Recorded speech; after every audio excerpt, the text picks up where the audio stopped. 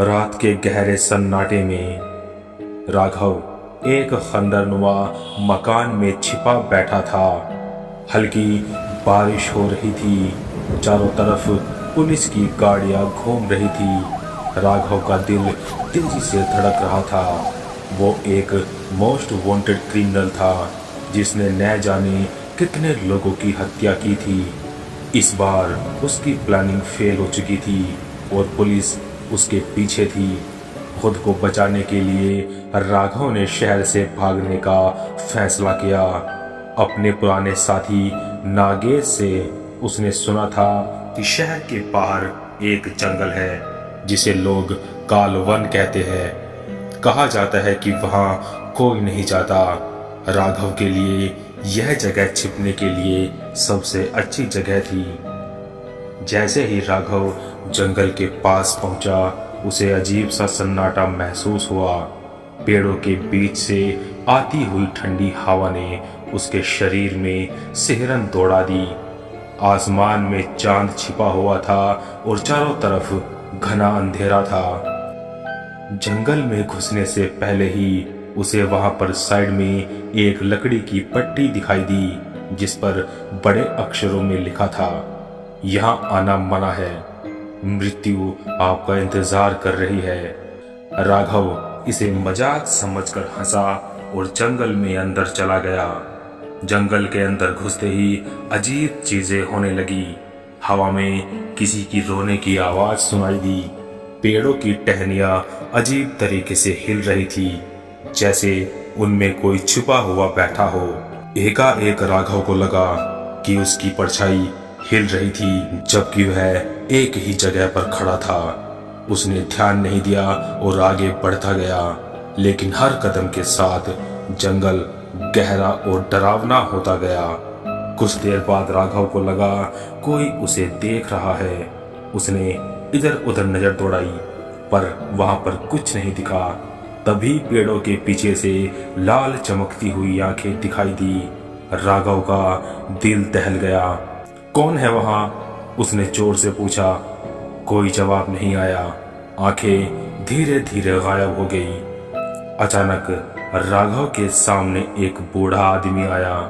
उसके सफेद बाल, झुर्रियों से भरा चेहरा और फटे हुए कपड़े उसे और भी डरावना बना रहे थे। तुम यहाँ क्यों आए हो? बूढ़े ने कड़क आवाज में पूछा। मैं यहाँ पर छुपने आया हूँ, राघव ने घबराकर कहा। बूढ़ा हंस पड़ा।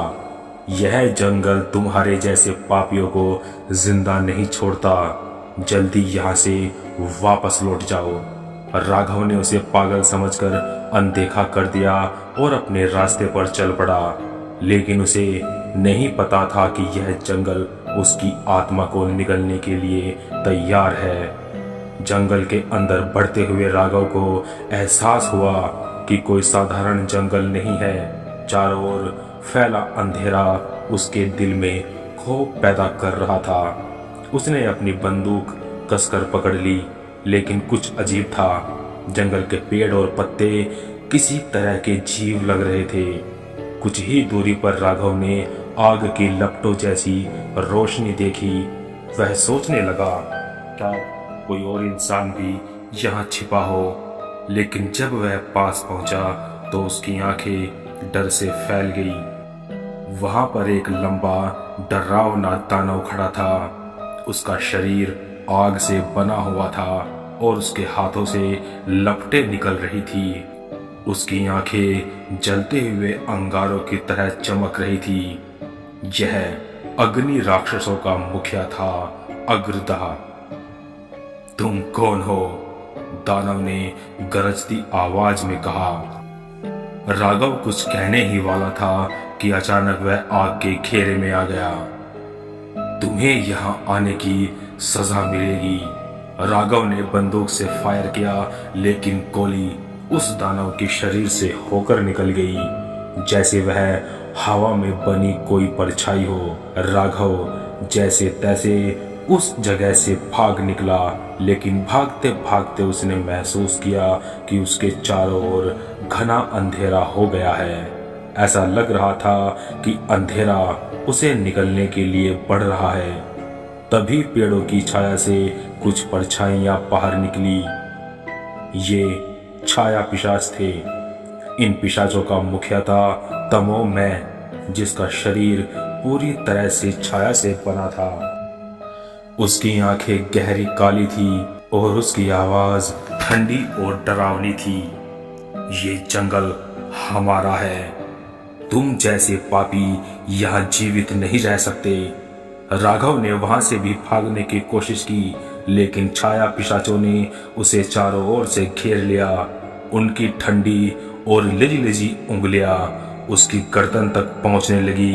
तभी अचानक दोनों गुट, अग्नि राक्षस और छाया पिशाच, एक दूसरे से भिड़ गए। राघव ने देखा कि आग और अंधेरे की शक्तियां एक दूसरे से टकरा रही थी। जंगल में एक युद्ध का माहौल बन गया। आग की लपटें अंधेरे को काटने की कोशिश कर रही थी। छाया पिशाच अपने अंधकार से आग को बुझाने की कोशिश कर रहे थे।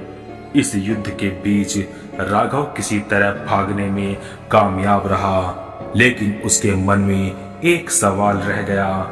ये दोनों गुट एक दूसरे के दुश्मन क्यों हैं? भागते भागते राघव एक पुरानी मंदिर नुमा जगह पर पहुंचा। वहां पत्थर पर कुछ लिखावट थी। यह जंगल उन पापियों की सजा है जिन्होंने अपनी आत्मा बेच दी, लेकिन यह दानव भी श्रापित है, जो कभी एक थे और अब दुश्मन है। राघव के रोंगटे खड़े हो गए। यह जंगल केवल उसका नहीं, बल्कि उन दानवों का भी कब्रगाह था। लेकिन अब सवाल यह था, वह उन दोनों गुटों के बीच कैसे बच पाएगा? राघव मंदिर नुमा खंडर में बैठा हाफ रहा था। उसके दिमाग में सवालों का तूफान चल रहा था। ये दानव कौन थे? ये जंगल इतना श्रापित क्यों था? और यह सब उसके साथ क्यों हो रहा था? मंदिर की दीवारों पर अजीबोगरीब चित्र बने थे। एक तरफ आग में झुलसते हुए इंसान थे और दूसरी तरफ घने अंधेरे में डूबे हुए लोग। दीवार पर कुछ और भी लिखा था, पापी आत्माओं का नाश यही होगा। राघव ने खंडर के कोने में एक छोटा सा शिलालेख देखा। जब उसने उसे साफ किया तो उसमें एक रहस्यमय कहानी छिपी थी। यह जंगल दो भाई अग्रदा और तमोमय का है। दोनों पहले एक थे, एक महान देवता के अवतार, लेकिन एक खजाने के लालच ने उन्हें श्रापित कर दिया और उन्हें दानव बना दिया। राघव के मन में बचपन से अब तक की सारी घटनाएं घूमने लगी। वह बचपन से ही अपराध की दुनिया में आ गया था। उसका पहला अपराध अपने दोस्त के पैसे चुराने से शुरू हुआ था और धीरे धीरे वह खून खराबे तक पहुंच गया। लेकिन राघव ने कभी नहीं सोचा था कि उसका अतीत उसे इस तरह से जंगल में खींच लाएगा। राघव को यह एहसास होने लगा कि जंगल किसी और दुनिया का हिस्सा था। यहाँ केवल वही आता है जिसने अपनी आत्मा को पाप से भर दिया हो। तभी मंदिर के पास जमीन फटने लगी। एक गहरी दरार से आग की लपटें और काले धुएं का गुब्बार निकलने लगा। राघव डर के मारे दीवार से चिपक गया। अचानक अग्रदाह और तमोमय की आवाजें मंदिर के अंदर गूंजने लगी।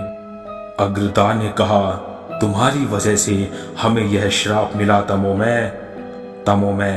तुम्हारे लालच ने हमें यह दिन दिखाया है। राघव ने धीरे धीरे उन दोनों की बातों को समझने की कोशिश की। यह खजाना एक प्राचीन शक्ति थी जो उनके पास थी। दोनों भाइयों ने इसे पाने के लिए एक दूसरे के खिलाफ युद्ध छेड़ दिया। देवताओं ने उन्हें श्राप दिया कि वह अपनी आत्मा खो देंगे और दानव बनकर इस जंगल में फंसे रहेंगे। राघव को अचानक याद आया कि उसका परदादा एक खजाने की खोज के लिए प्रसिद्ध था। उसे यह भी पता चला कि उसने एक अमूल्य खजाने छिपाया था, लेकिन किसी ने उसे फिर कभी नहीं देखा। क्या ये वही खजाना था? तभी मंदिर की दीवारों पर रोशनी चमकने लगी। राघव को वहां एक नक्शा दिखा जो उसे खजाने तक ले जा सकता था, लेकिन यह आसान नहीं था। उसे दोनों दानवों के गुट से बचकर वहां से निकलना था। मंदिर की दीवार पर बने नक्शे ने राघव के मन में एक उम्मीद जगाई, लेकिन साथ ही एक भयावह एहसास भी। उसे समझ में आ गया कि यह खजाना सिर्फ धन का भंडार नहीं, बल्कि एक श्रापित शक्ति थी। इस शक्ति ने अग्रदा और तमोमय को दानव बनाया था। नक्शे पर जंगल के गहरे हिस्से में एक गुफा दिख रही थी, जहां खजाना छिपाया हुआ था, लेकिन रास्ता आसान नहीं था। पहला पड़ाव जलते पेड़ों का इलाका, जहां अग्रदाह के राक्षस रहते थे। दूसरा पड़ाव घने अंधेरे का क्षेत्र, तमोमय के पिशाचों का निवास। राघव ने अपनी बंदूक संभाली और खजाने तक पहुंचने का फैसला किया। जंगल के इस हिस्से में हर पेड़ जल रहा था, लेकिन आग बुझने का कोई नाम नहीं ले रही थी। राघव को वहां तेज गर्मी महसूस हो रही थी।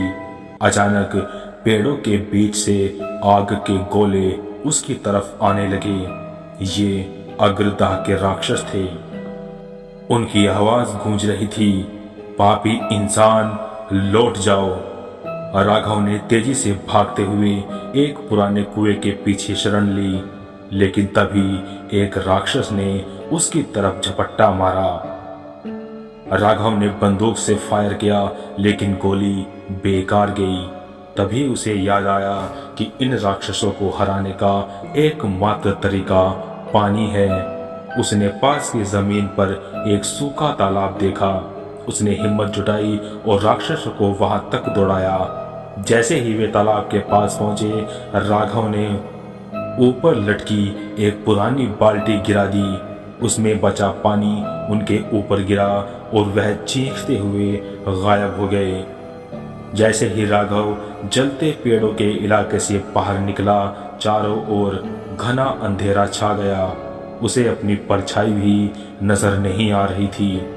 तभी उसने महसूस किया कि कोई उसे देख रहा है। तमोमय की छाया पिशाच धीरे धीरे उसकी तरफ बढ़ने लगे। उनकी ठंडी उंगलियां उसके शरीर को छूने लगी। उनकी फुसफुसाती आवाजें उसके कानों में गूंज रही थी, हम तुम्हें बचने नहीं देंगे। राघव ने अपनी बंदूक से फायर करना चाहा, लेकिन अंधेरे ने बंदूक को बेकार बना दिया। तभी उसे मंदिर में पड़ा हुआ एक वाक्य याद आया, अंधेरे को उजाले से हराओ। उसने अपनी जेब में रखी माचिस निकाली और एक टहनी को जलाकर मशाल बनाई। रोशनी के आते ही पिशाच चिल्लाते हुए पीछे हटने लगे।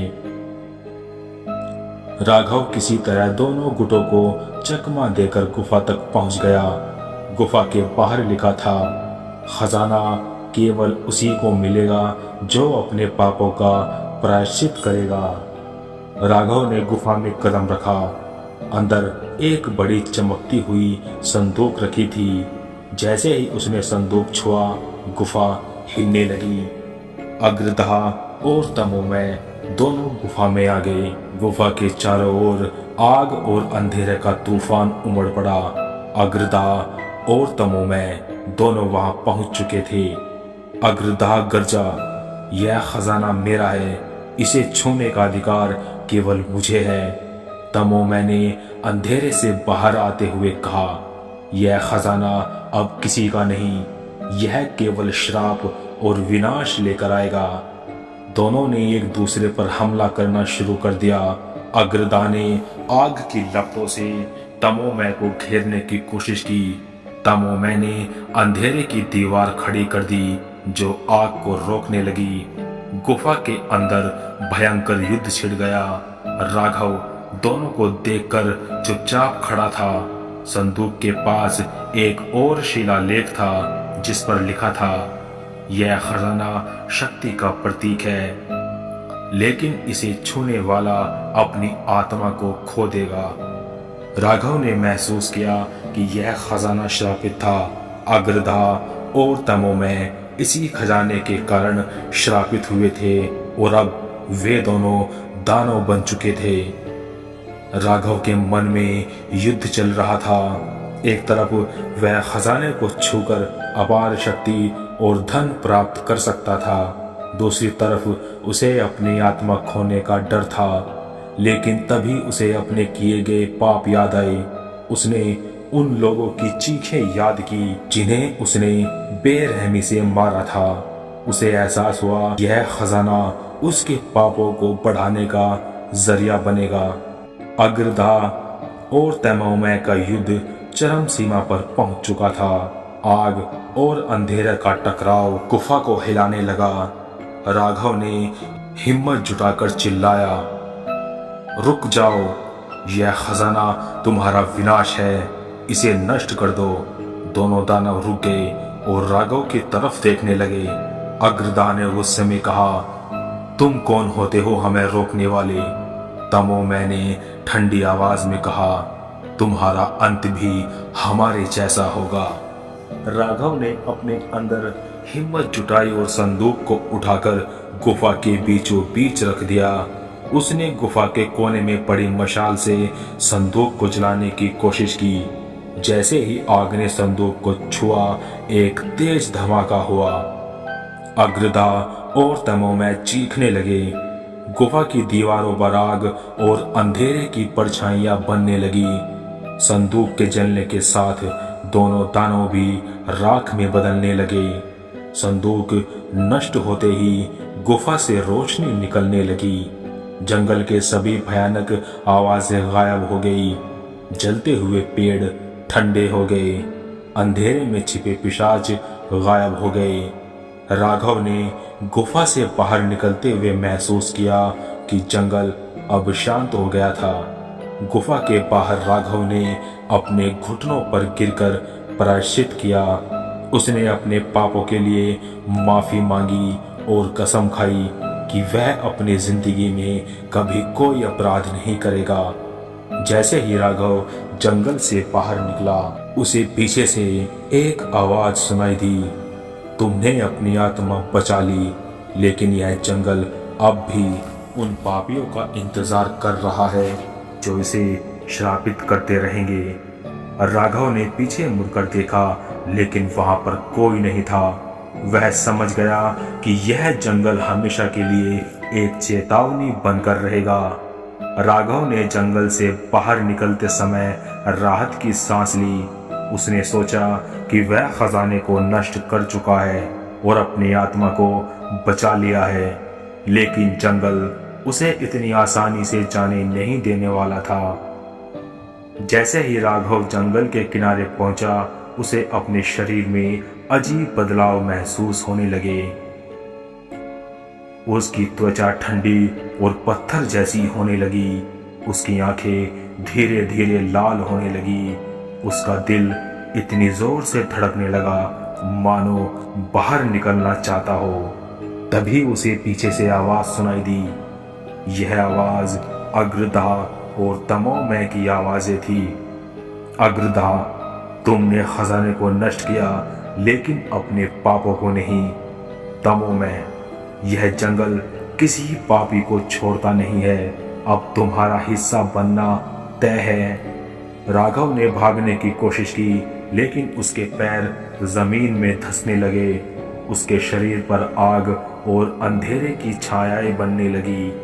वह दर्द से चीखने लगा, लेकिन उसकी आवाज किसी तक नहीं पहुंची। जंगल ने उसे उसकी सजा सुनाई। तुमने अपने जीवन में कई मासूमों को मारा है। अब तुम इस जंगल का हिस्सा बनोगे। तुम दानव बनकर यहाँ रहने वाले पापियों को सजा दोगे। राघव की आंखें पूरी तरह से जलने लगी और उसका शरीर अंधेरे में घुलने लगा। अब ना तो वह इंसान रहा और ना ही दानव, बल्कि जंगल का अभिशाप बन गया। अब जंगल में एक नया राक्षस जन्म ले चुका था। वो ना तो अग्रता के गुट का था, ना तमोमय के। वह जंगल का संरक्षक बन गया, जो किसी भी पापी को अंदर आने पर सजा देगा। जंगल के पास से गुजरने वाले लोगों को अब भी कभी कभी राघव की चीखें सुनाई देती है, लेकिन कोई भी उस जंगल में कदम रखने की हिम्मत नहीं करता। आज की हमारी इस कहानी में इतना ही। अगर आपको हमारी ये कहानी अच्छी लगी तो लाइक करें, शेयर करें और जाते जाते हमारे चैनल को सब्सक्राइब करें। मिलते हैं अगली कहानी में, तब तक के लिए बाय एंड बी हॉन्टिंग।